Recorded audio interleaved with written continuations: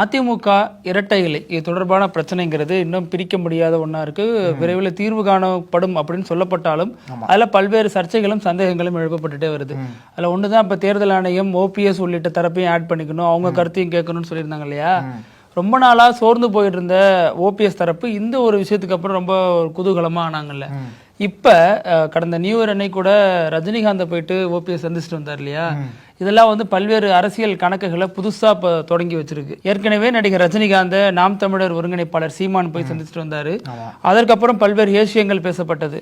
அவர் அதிமுகவோட வச்சுட்டு கூட்டணி வச்சுட்டு போறாரு, அதற்கு ரஜினி தூதுவரா இருக்காரு, அது மாதிரி பிஜேபியோட ஒரு சாஃப்ட் அலையன்ஸ் மேற்கொள்ள போறாரு அப்படிலாம் சொல்லப்பட்டுச்சு இல்லையா. அது மாதிரியா இப்போ ஓபிஎஸும் ஒரு இன்னொரு லைன் எடுக்கிறாரு. அதாவது சசிகலா வந்து அதிமுகவோட இணைய போறாங்க, குறிப்பா எடப்பாடி பழனிசாமியினுடைய தலைமையை ஏற்றுக்கொண்டு இணைய போறாங்க.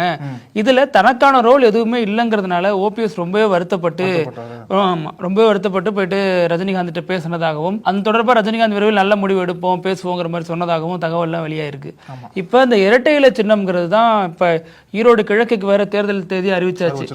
அதனால இன்னும் இது சிக்கலாயிட்டே போகுது. அதன் தொடர்பாக இன்னொரு விஷயம் பாத்தீங்கன்னா, ஈரோட்ல எடப்பாடி பழனிசாமியின் உறவினர் ஒருத்தர் வீட்டுல ரைடு போயிருக்காங்க.